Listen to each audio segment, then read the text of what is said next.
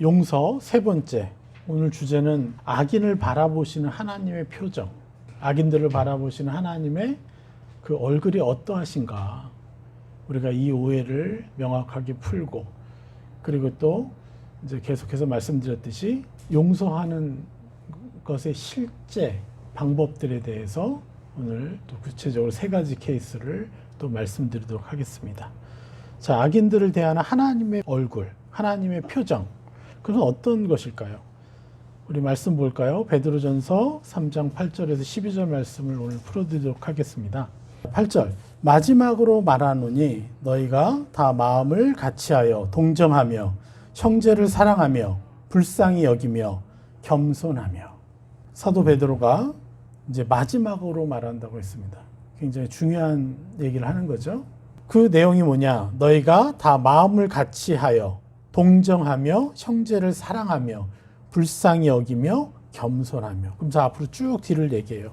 그런데 여기서 뭐라고 얘기합니까? 다 마음을 같이하여 동정하고 형제를 사랑하고 불쌍히 여기고 겸손하며. 그리고 9절. 악을 악으로 욕을 욕으로 갚지 말고 도리어 복을 빌라. 이를 위하여 너희가 부르심을 받았으니 이는 복을 이어받게 하려 하심이라. 이렇게 말씀합니다. 이 말씀을 처음 용서를 설교할 때 말씀드렸죠. 너희가 이것을 위하여 부르심을 받았으니. 그러니까 그리스도인의 정체성이라는 거죠. 그리스도인의 정체성이라는 게 뭐예요? 악을 악으로 갚지 않는 사람이라는 거예요. 그리고 욕을 욕으로 갚지 않는 사람이라는 거예요. 이게 그리스도인이라는 거예요. 맞습니까? 두 가지 질문을 할 텐데 한번 생각해 보십시오. 여러분 그리스도인이냐 그리스도인이 아니냐가 중요합니까? 아니면 그리스도인답게 살아가고 있느냐 그리스도인답게 살아가고 있지 않느냐가 중요합니까? 그렇죠?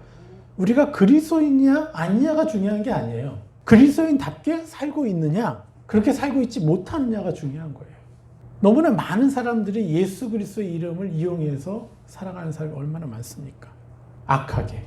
우리는 그리스도의 이름을 그냥 이용만 하는 자가 아니라 그리스도와 함께 동행하고 그리스도와 함께 교제하고 사귀며 살아가는 사람들이죠. 그래서 우리는 또 다른 차원의 삶을 살아가야 되는데, 그런데 악을 악으로 갖고 있고 욕을 욕으로 갖고 있어요.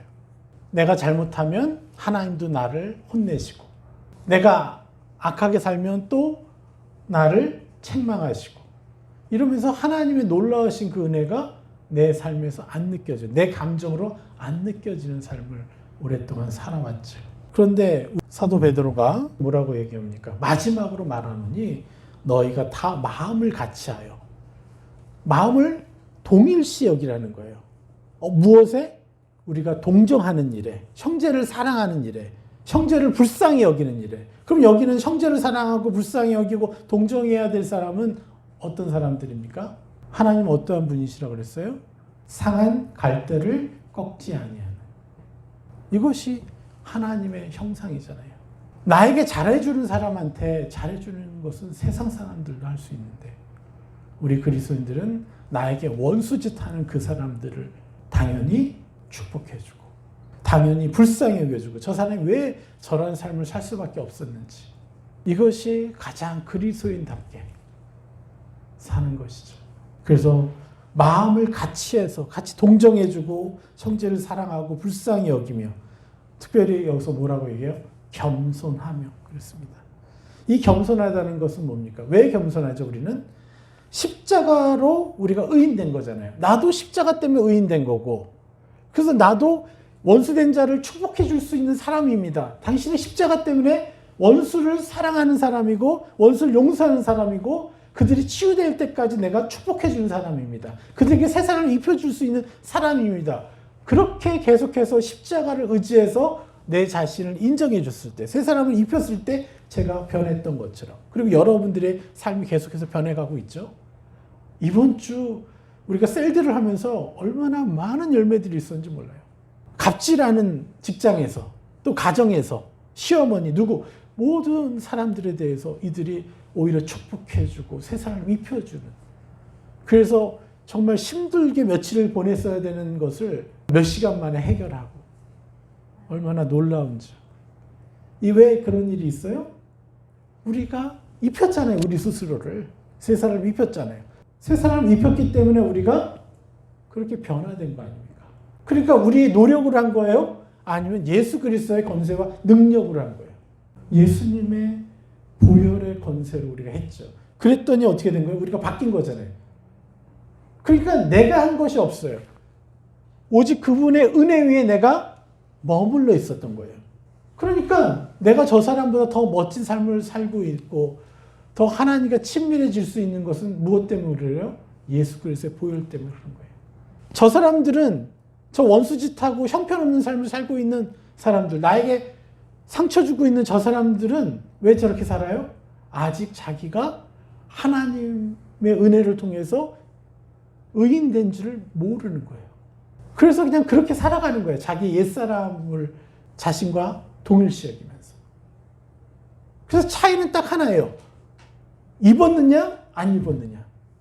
그러니까 겸손히 나는 그들을 바라보는 거예요. 저들도 내가 입혀주면 바뀔 수 있겠구나. 그래서 겸손하게 십자가로 의인된 거. 나도 남도 아직 예수 그리스도의 장성한 분량에 이르지 못했구나. 그리고 예수 그리스도의 장성한 분량에 이르면 이룰수록 어떻게 돼요? 우리는 더 겸손해지겠죠? 왜요? 내가 나의 더 찬란한 모습을 보면 볼수록 내가 한 것이 아니라 오직 예수 그리스도의 십자가 보혈을 의지해서 나는 그런 사람이라고. 예수 그리스도의 장성한 분량에 이른 자라고 내가 계속 입었기 때문에 바뀐 것 뿐이니까요.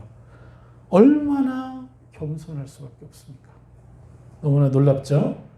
그래서 9절에 이를 위하여 너희가 부르심을 받았으니 그리스도의 정체성, 그리스도인의 의무, 그리스도인의 책임, 이 의무를 가장, 이 책임을 가장 다해야 되는 곳이 어디죠?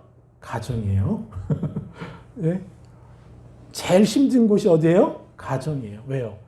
솔타이가 되어 있기 때문에 묶여 있다 보니까 너무 쉽게 짜증내고 쉽게 함부로 대하고 말해도 경청해 주지 않고 어릴 때부터 교육받아 왔어요. 우리 부모가 했던 것을 내가 그렇게 하고. 그러니까 너무 힘든 거야, 이 사회를. 그러니까 여러분의 가정 안에서 여러분이 이 복음을 통해서 동정하고 사랑해주고 불쌍히 여겨주고 새 사람을 입혀주는 이 다스림을 계속 하는 사람은요, 어딜 가서도 피스메이커로 어둠을 쫓아내는 그런 일들을 하게 되어 있는 것이죠. 그러니까 얼마나 감사합니까? 그래서 여러분들의 가정은 아주 이 복음을 찬란하게 누릴 수 있는 훈련장인 것이에요.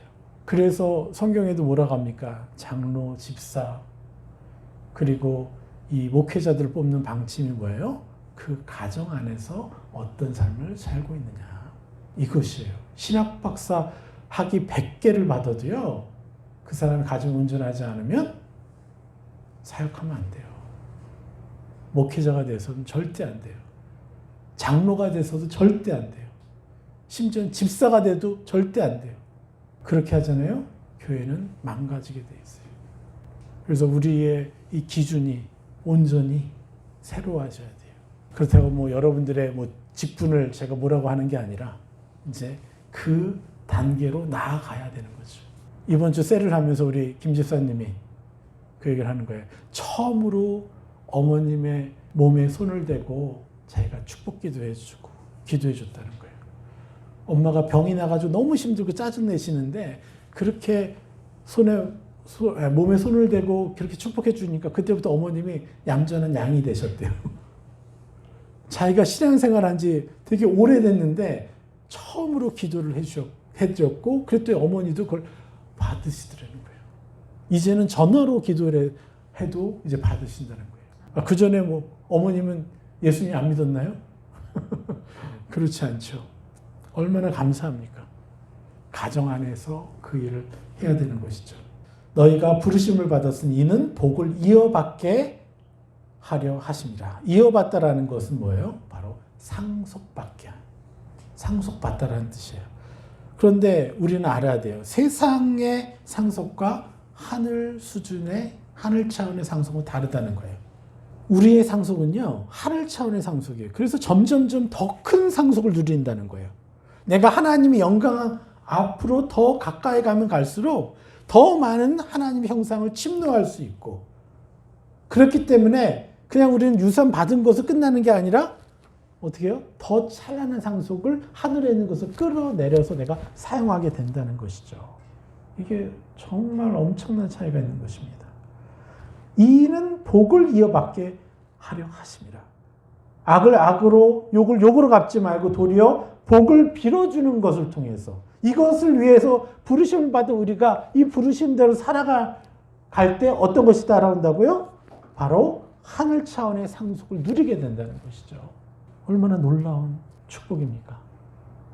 그래서 여러분들은요, 예수님을 믿었다 하는 그것 자체가 우리가 얼마나 놀라운 은혜와 축복을 누리게 될 것인가. 이제 앞으로 우리의 신앙생활은, 하나님과의 동행은 하늘에 있는 놀라운 그분보와 하나님의 놀라운 형상들을 하나하나 더 취해서 천국을 침노해서 내가 더 누리게 될 것이라는 거.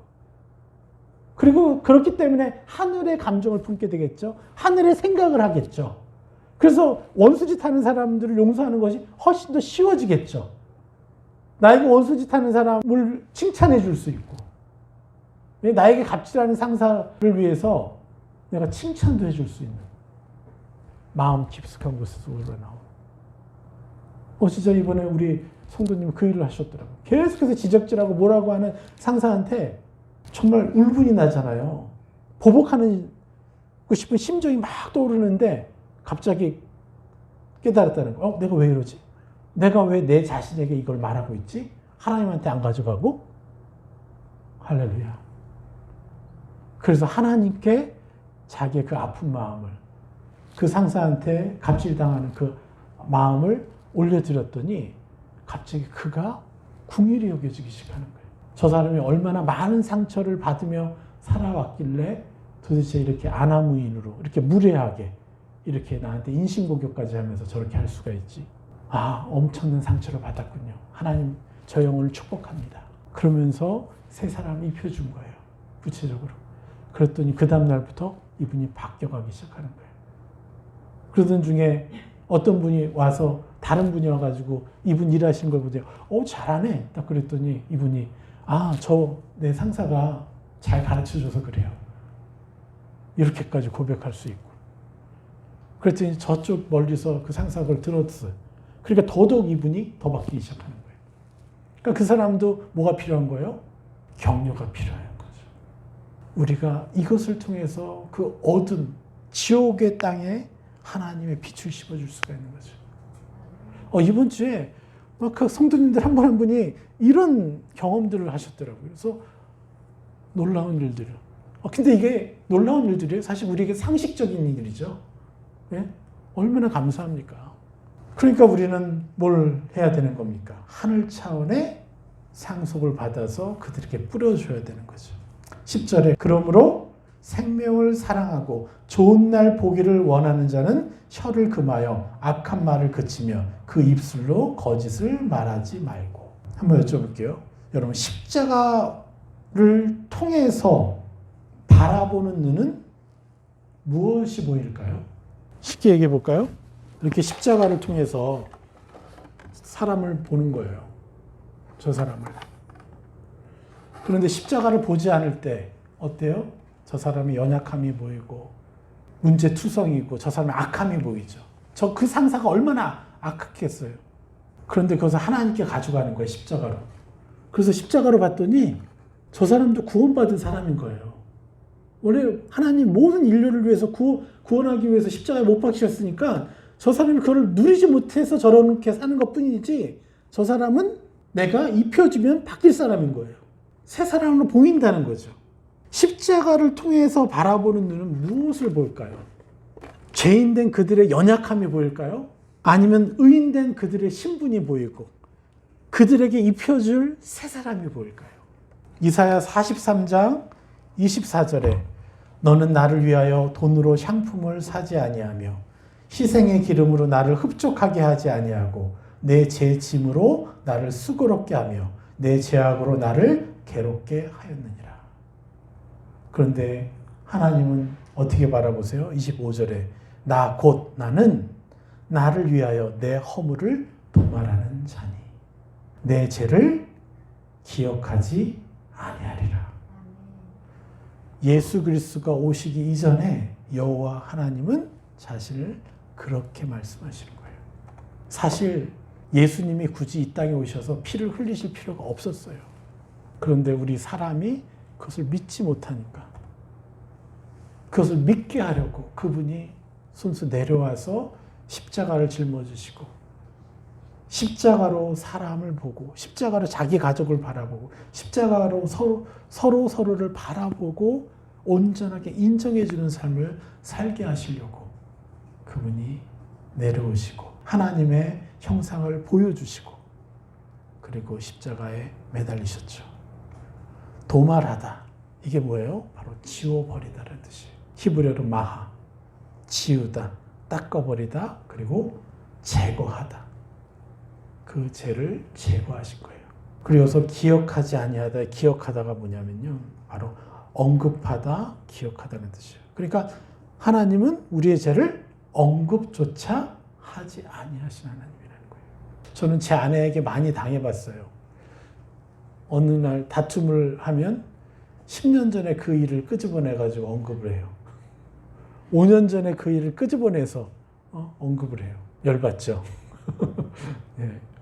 그런 일은 부부 사이에 없어야 돼요. 이제는 안 해요, 제 아내가. 왜요? 계속 새 사람을 입혀주다 보니까 그거 언급한 것 자체가 다시 옛 사람을 입히는 거니까. 우리는 가정 안에서 부부 사이에 또 자녀에게 어떤 누구에게도 예전에 그가 지었던 죄를 언급해서는 안 돼요. 어떻게 해야 돼요? 기억하지 말아야 돼요. 하나님처럼. 이게 우리의 하나님 아버지라는 거예요. 그래서 그분 눈에는 그분은 십자가가 필요 없으시죠.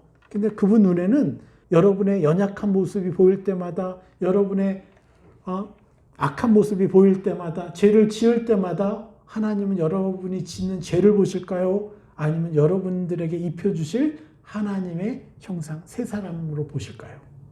어떻습니까? 바로 하나님의 형상, 자신이 준 형상으로 보신다는 거죠.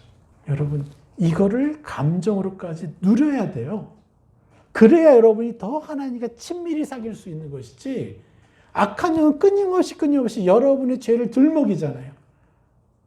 하나님의 형상은 여러분의 새 사람에게 집중하는데, 악한 영들은 여러분의 옛사람에게 집중해서 끊임없이 입혀주는 일에 모든 에너지를 써서 우리를 공략하는 거죠.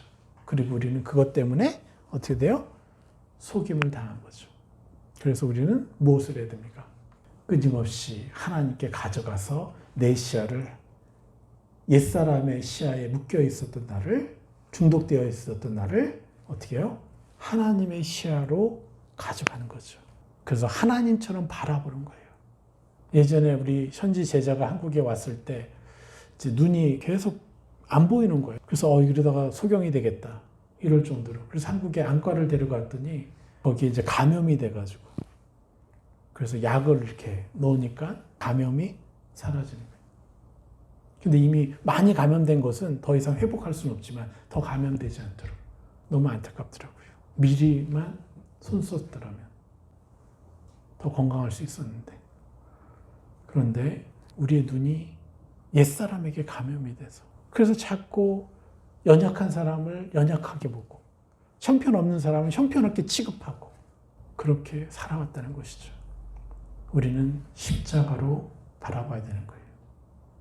이것이 우리의 의무고 책임이고 나의 인격인 거예요. 여러분의 인격인 것이죠. 이사야서 1장 18절 여호와께서 말씀하시되 오라 우리가 서로 변론하자. 너희의 죄가 주홍 같을지라도 눈과 같이 희어질 것이요 진홍같이 붉을지라도 양털같이 희게 하리라. 어떨 때 그렇게 돼요? 하나님과 변론하기 시작할 때. 이 변론하다는 건 뭐예요? 원어로 대화하고 교제하는 거예요. 그래서 우리가 내게 갑질하는 그 사람에 대해서 내가 막 너무 기분이 상하고 속상하고 너무 힘들어서 정말 미칠 것 같고 복수하고 싶고 보복하고 싶은 그 마음이 있을 때 성도님이 내가 왜 이러죠?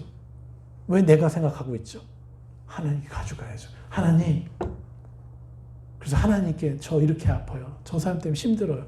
이렇게 얘기할 때 어떻게 돼요?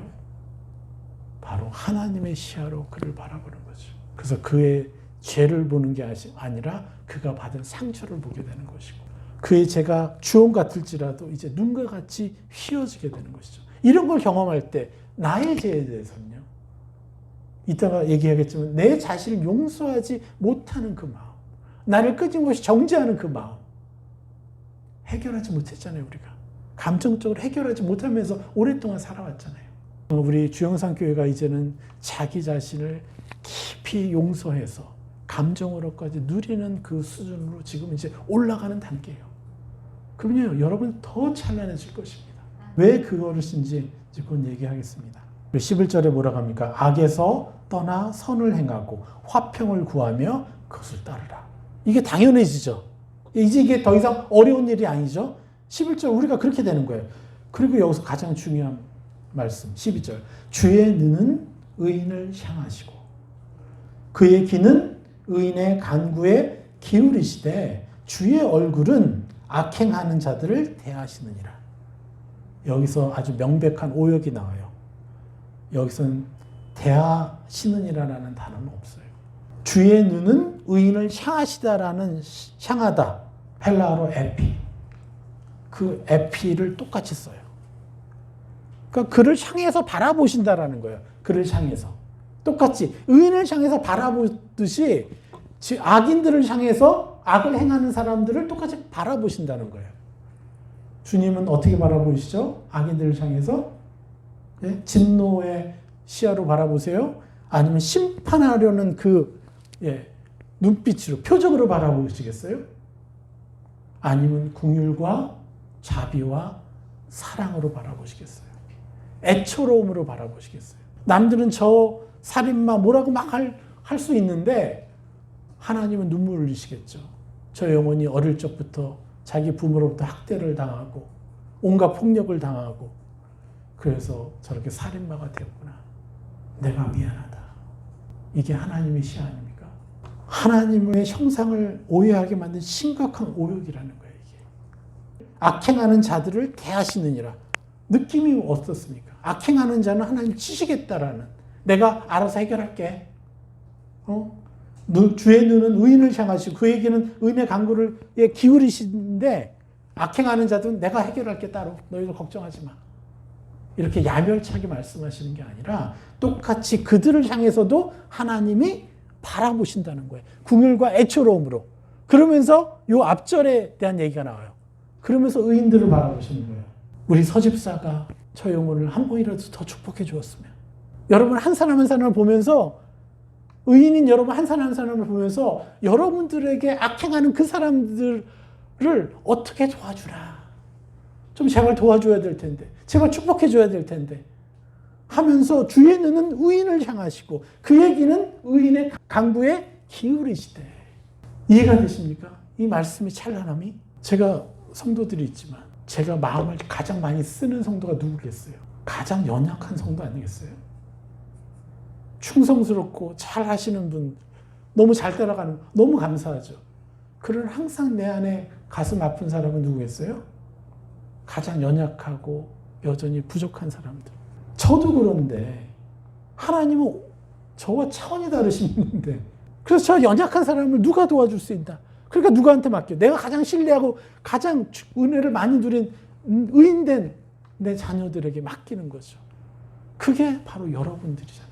그렇죠? 여러분에게 자식들이 많아요. 가장 연약한 자녀를 누구에게 부탁할 수 있겠어요? 가장 충실되고 가장 믿음직한 자녀에게 내가 죽으면 저 아이 좀 부탁한다. 이게 부모의 심정인데 하나님은 오죽하겠습니까?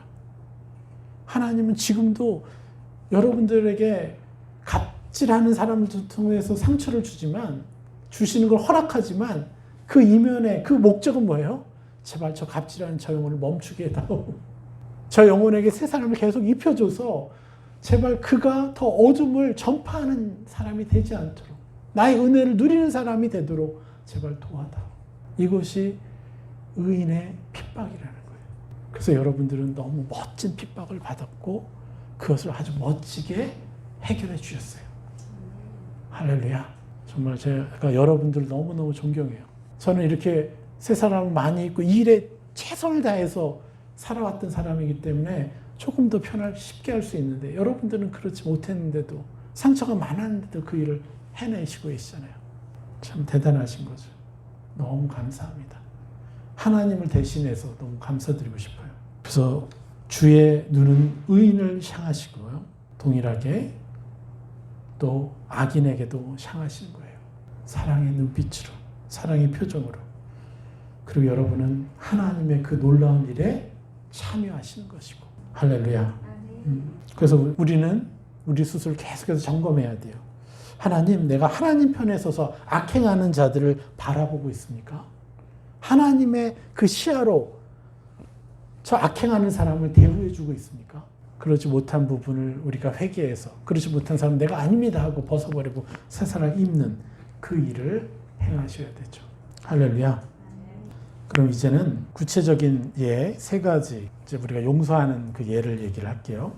첫 번째는 우리가 보통 용서하고도 또다시 오는 부담감들, 어떤 짐들, 내가 완전하게 저 사람을 용서한 것 같지 않은 찝찝함들, 그리고 사실 그렇게 사랑스럽지 않은, 내가 용서는 해줬는데, 그리고 그 영혼이 잘 되기를 그다지 바라지도 않는 것 같은 그런 감정이 들 때가 있죠. 그것 때문에 우리는 정죄감을 받습니다. 내가 제대로 용서를 못해줬구나라는 그런 정죄감. 그런데 여러분 이건 속지 마십시오. 이것을 정죄감으로 받지 마십시오. 정죄감을 주는 것은 누가 하는 거예요? 악이 하는 거예요. 예수 그리스도 안에 있는 자에게는 결코 정죄함이 없나니. 완전하게 용서 못하실 수도 있어요. 그러나 여러분 용서하셨다면 하나님은 그것만으로도 너무너무 잘했다고. 내가 한 번 용서를 했는데 하나님은 마치 그걸 1000개의 용서처럼 그렇게 상급을 주시고도 남을 하나님이라는 거예요. 안 할 수밖에 없는, 하기 싫고 용서하는 것이 불가능한 사람이 그렇게 힘을 다해서 용서해 준 것만으로도 하나님 얼마나 기쁘시겠어요. 그리고 그 효능은 있습니다. 효력은 발생하는 것입니다. 그래서 우리는 이것을 알아야 돼요. 내가 용서를 하고도 그 사람에 대한 찝찝함과 여러 가지 복잡한 감정이 느껴질 때, 아, 하나님이 나에게 또 주시는 기회구나. 우리 용서의 정의가 뭐였어요? 끝까지 그들이 치유될 때까지 우리가 돌봐주는 게 용서라 그랬잖아요. 예? 간단하게 얘기하면. 그러니까 용서해 줬는데도 또 떠올라. 그 사람에 대해서 기분 상한 마음이. 그럼 뭐래요? 아, 하나님, 내가 저 영혼을 또 축복하라고, 저 영혼이 바뀌도록 도우라고 내게 또 기회를 주시네요 하고 감사와 기쁨과 기대로 그것을 받아야죠. 정죄감이 아니라. 그래서 하나님, 제가 이번에 뭘 더 입혀줄까요? 아, 저 사람은 이기적인 사람이 아니라 저 사람은 정말 선하게 살고 남을 위해서 희생하고 돕는 것을 자기의 이익보다 더 기쁘게 생각하고 여기 감정으로까지 누리는 하나님의 자녀입니다 라고 또 내가 입혀줄 수 있겠죠. 내가 천국을 침노해서 그에게 입혀줬어요. 그리고 나서 한 달 뒤에 또 생각나? 그럼 또 입혀주고 또 입혀주고. 그러면 정죄감이 나를 공격할래야 할 수가 없는 거예요. 그래서 그 찝찝함에 대해서 여러분 부담 갖지 마십시오. 속지 마십시오. 그냥 새 사람을 더 입혀줘서 그를 더 도와주라고 하시는구나 하는 하나님의 부탁이시고, 그 하나님 우리를 향해서 바라보시는 거예요. 도와줄 수 있겠니? 그럼요, 아버지. 내가 어떻게 안 도와줄 수 있겠어요? 계속 입혀주다 보면 하나님의 그 놀라운 사랑이 내가 가슴이 벅찬데 어떻게 저 영혼을 용서 안 해줄 수 있겠어요? 어떻게 세상을 입혀주지 않을 수 있겠어요? 우리는 계속해서 이 일을 해나가는 거예요. 그러니까 여러분이 잘못해서, 여러분의 용서가 불완전해서 또 다시 정죄감으로 공격을 받을 것이 아니라 감사하라는 말씀입니다. 감사로 용서하라는 거예요. 더 많이 축복해 주라는 거죠. 이것이 첫 번째 케이스고요. 그리고 두 번째 케이스는 용서해 주기 싫을 때의 어떤 그 경우예요. 여러분 용서해 주기 싫을 때가 있죠? 그렇죠? 또 나만 그런 거예요? 아니죠? 자, 용서해 주기 싫을 때 하나님께 가져가는 방식에 대해서 얘기를 합니다. 고린도전서 9장 26절. 그러므로 나는 다름질하기를 향방 없는 것 같이 아니하고 싸우기를 허공을 치는 것 같이 아니하며 27절 내가 내 몸을 저 복종하게 함은 내가 남에게 전파한 후에 자신이 도리어 버림을 당할까 두려워함이로다. 사도 바울이 분명히 얘기합니다. 육신을 쳐서 복종하게 한다고. 그런데 너무나 많은 그리스도인들이 속고 있는 게 뭐냐면요. 육신을 쳐서 복종하다라는 그 뜻을 속아요. 마치 하기 싫은 것을 내 의지를 다해서 그냥 생각, 감정 무시해버리고 그냥 해버리려고 하는 거예요. 그럼 요게 되면 어떻게 되는지 아세요? 이게 뭐가 돼요? 자기의가 돼버리고 그런 식으로 자기의 육신, 옛사람의 형상들을 쳐서 이제 좀 더 나은 사람으로 살려고 해서 어느 정도 성과를 이룬 사람들은요, 반드시 교만함에 빠져요. 그들의 태도가 어떤지 아세요? 왜 못하냐고 도대체. 나는 하는데 왜 당신은 못하는 거야? 이런 식으로 이것이 안 되는 사람들을 판단하고 합법적으로 정죄하고 합법적으로 혼내고 많은 영적인 지도자들이 자신의 제자들을 이렇게 혼내왔어요. 심지어는 그것도 안 되면요, 발길질을 해요. 그러니까 저도 그랬네요. 제 제자들을 엎드려 받쳐 시켜놓고 엉덩이 때렸네요. 그러니까 왜 너희들은 아직도 그런 거야? 이렇게. 이게 교만했다는 거예요. 제가. 그런데 나는 입었고 저 사람은 안 입었다는 걸 알면 그렇게 할 수 없죠. 그럼 나는 뭘 해야 돼요? 지적질하고 뭐라고 하는 게 아니라 판단하는 게 아니라 저 사람은 상처가 더 많나 보군요, 아버지. 내가 더 헌신하고 내가 더 입혀주겠습니다. 그러고도 힘들면요, 금식까지 해주겠습니다. 금식까지 하면서 그 영혼을 위해서 옛사람을 묶어주고 새사람을 입혀주는 일을 하는 것이죠. 여러분, 남들한테 뭐라고 하기 전에 최소 금식하면서 새사람을 몇 번 입혀줘 보세요. 그러지 않았을 때는요, 여러분, 지적질도 하지 마시고 판단도 하지 마십시오. 자격 없습니다, 우리한테. 심지어 금식하고 그렇게 했어도 자격이 없는데 우리 조심해야 돼요. 자기 의에 속지 말아야 돼요.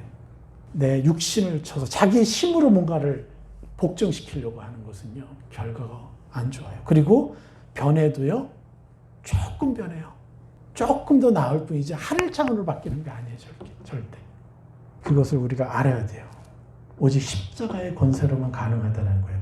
내 몸을 쳐서 복종하게 한다는 것은 십자가로 내 육신을 보는 거예요. 나의 연약함을 보고 나의 연약함, 나의 옛사람, 나 아니다라고 거절하고 그리고 나에게 새 사람을 입히는 거.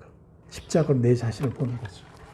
그래서 복종하다라는 뜻이 뭐냐? 내 몸을 쳐서 복종하다 할 때 복종, 둘러오게요. 바로 노예의 감독관이 되더라는 뜻이에요. 이것이 안 되니까 어떻게 돼요? 26절에 향방 없는 다름질, 허공을 치는 싸움질을 하게 되는 거예요. 내가 노예 감독관이 돼야 돼요. 누구의 노예 감독관? 나의 옛사람을 나의 노예로 삼고 나는 나의 옛사람의 주인이 되고 감독관이 돼야죠. 이게 복종시키는 거예요. 내 몸을 쳐서 옛사람을 나의 노예로, 종처럼 삼는 거예요. 그런데 대부분은 어떻게 삽니까? 예수 그리스도를 믿었음에도 불구하고 나의 옛사람을 주인 삼는 삶을 대부분 살아왔잖아요. 저도 선교지로 가서 내 미래를 다 포기하고 가면서 그렇게까지 헌신하고도 나는 내 옛사람을 나의 주인 삼아서 살아왔던 시간이 너무나 많아요. 그래서 복종시키다는 것은 옛사람을 노예 삼는 것이에요. 그래서 우리가 하기 싫은 나를 계속 훈련시켜서 습관화시키려는 그 자기의가 아니라 자신의 노예로 삼고 그리고 자신은 그의 주인이 돼서 너 가만히 있어. 너 나 아니야. 하고 예수 그리스도의 이름으로 명령하고 쫓아내고 나를 하나님의 형상으로 인정하는 일. 이것이 내 몸을 쳐서 복종하게 하다라는 뜻인 거예요. 창세기 4장 7절에 내가 선을 행하면 바로 가인에게 말씀하시는 거죠. 어찌 낫을 들지 못하겠느냐. 선을 행하지 아니하면 제가 문에 엎드려 있느니라. 제가 너를 원하나 너는 죄를 다스릴지니라. 죄를 다스리다라는 게 뭐냐? 마샬. 그냥 한 단어예요. 지배권을 행사하라. 통치권을 발휘하라. 통치하라 너는. 죄가 너를 노예 삼고자 하는데 너는 오히려 그들을 통치하고 쫓아내라. 이게 바로 처음 죄를 짓고 있는 가인을 향해 하나님이 말씀하신 거예요. 그 권세가 누구에게 있다는 거예요? 가인에게 이미 있다는 거죠. 그러나 가인은 자기의 통치권을, 자신의 주인됨을 사용하지 못했던 거죠. 그래서 우리는 마음에 떠오르는 생각, 감정, 의지를 다스릴 권세가 내게 있다라는 것을 명확히 알아야 돼요. 악이 원하는 감정은 내가 아니다라고 거절할 수 있어야 되는 거죠. 빌립보서 3장 21절. 그는 만물을 자기에게 복종하게 하실 수 있는 자의 역사로 우리의 낮은 몸을 자기 형상의, 자기 영광의 몸의 형체와 같이 변하게 하시리라. 이게 무슨 말씀입니까? 만물을 자기에게 복종하게 하실 수 있는 자의 역사. 그 위대한 하나님의 역사로 우리의 낮은 몸을, 우리가 악에게 상처받고 훈련되어 가지고 우리가 못된 성품을 많이 가지고 있죠. 우리의 육신의 그 몸을 하나님의 영광의 몸의 형체와 같이 변하게 하시리라. 이게 하나님의 약속이시잖아요. 노예의 감독관인 또 주인인 내가 하늘 차원으로, 하늘 형체로, 하늘 형상으로 바뀌게 되는 것이 마땅하다라는 것이죠. 무엇으로만 가능해요? 십자가의 권세로. 오직 겸손으로, 십자가의 능력으로. 이게 마셔예요. 세 번째 경우, 사역자가 속는 케이스가 있어요. 많은 사역자들이 속아요. 이 용서하는 부분에 있어서. 우리 성도님의 고백이에요. 중국 쪽에 중보방을 가지고 계신데 계속해서 다른 분들이 기도 제목 올려요. 그럼 그것을 위해서 계속 기도해줘요. 왜냐면 책임자니까. 그런데 그런 것을 기도할 때마다 어떤 화전을, 불화살을 받냐면 내 가족을 위해서 나는 이렇게 못 해주고 있는데 그런 화전을 계속 받는다는 거예요. 그러니까 어떻게 돼요? 그들을 위해서 기도하는 그 힘과 에너지 그리고 그 감정도 그만큼 약해진다는 거예요. 그래서 또 그것 때문에 또 한 번 또 정죄감을 받고. 그러니까 그 중보하는 것이 힘들지만 간신히 버텨내는 거죠. 의무, 책임감으로. 많은 사역자들이 그렇습니다. 그런데 이번 주에는 훨씬 더 나아졌다는 거예요. 오히려 그런 감정이 들 때마다 거절하고 나는 잘 선포해주는 사람입니다. 내 가족을 위해서도 잘 선포해주고 축복해주고 오히려 그 정죄감을 받아서 내가 입어야 될 새 사람으로 그렇게 축복하다 보니까 가족을 위해서도 여러 번 더 기도하게 되고 그러니까 공격이 왔을 때 거절하고 새 사람을 입으니까 더 쉬워진 거죠. 그런데 문제는 뭐냐?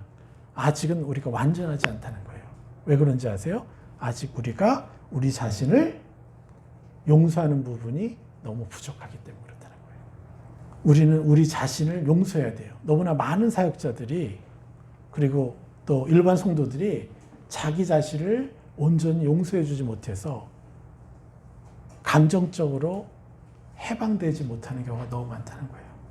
이 자기 용서에 대해서는 지난번도 얘기했죠. 자, 나를 괴롭혔던 자가 누구예요? 악한 영이죠. 그러나 악한 영이 주인 돼서 나에게 뭘 했어요? 사주했죠. 넌 이렇게 저렇게 라고 계속해서 1인칭으로 나는 그렇게 해야 돼, 나는 저렇게 해야 돼 하는 그 감정을, 옛사람의 감정을 부어줘서 계속해서 그 일을 하도록 사주했다는 거예요, 뒤에서. 그러니까 본질적으로 나를 괴롭힌 자가 누구예요? 뒤에서 사주했던 악한 영들이죠. 그게 나라고 하면서. 그렇지만 중요한 것은 사주한 자의 말에 순응하고 순종했던 나도 책임을 져야 되는 거잖아요. 그런데 그냥 애매하게 넘어가는 거예요. 그래서 악의 일에 동참한 나에게 용서를 해줘야 돼요. 여러분이 평생 동안 여러분 자신을 정죄했던 그 일에 여러분은 회개하고 여러분 자신을 정죄한 여러분 스스로를 용서해 주셔야 된다는 거예요. 여러분을 누추하게 여겼던 여러분 자신을 용서해 줘야 돼요. 여러분이 낮은 자존감으로 살 수밖에 없도록 계속해서 그러한 감정을 품고 붙잡고 있었던 여러분 자신을 용서해 줘야 돼요, 먼저. 왜 그래야 되느냐? 그래야 여러분의 감정이 악의 속임에서 벗어날 수가 있어요. 하나님의 감정을 비로소 느낄 수 있다는 거죠. 여러분이 인정받을 때 여러분 해결이 되는 것입니다. 그래서 지금까지 내 자신을 무가치한 존재로 대우하고 함부로 평가했던 내 자신을 용서합니다. 이렇게 고백해야 되는 거죠. 한번 선포해 볼까요? 예수 그리스도의 위대하신 희생과 사랑과 권능의 이름으로 고백합니다. 나는 지금까지 내 자신을 무가치한 존재로 대우했고 함부로 평가했던 내 자신을 용서합니다. 악에게 동조하여 내 자신을 학대했던 나를 용서합니다. 악이 사주하였던 내용들을 그대로 받아들이고 순종함으로 내 자신을 괴롭혔던 나를 용서합니다. 아멘. 그래서 여러분은 해방되셔야 돼요. 이렇게 여러분 자신을 용서해주고 이제 찬란한 새 사람을 계속 입히게 되면 어떤 일이 벌어져요? 하나님의 그 찬란함이 더 가까이 느껴져요. 그래서 눈이 열려서 성경을 볼 때 그동안 깨닫지 못했던 말씀이 열리기 시작해요. 여러분, 우리는 하나님의 자녀입니다. 그래서 신적 차원의 삶을 살아내야 되는 것이 마땅합니다. 여러분이 용서할 때, 여러분이 용서에 속지 않을 때, 그리고 여러분이 죄를 지을 때, 연약할 때, 여러분을 바라보시는 하나님의 그 표정, 형상을 온전히 교정할 때, 여러분 신적 차원의 삶을 살 수 있게 될 것입니다. 우리 기대해 봅시다. 할렐루야.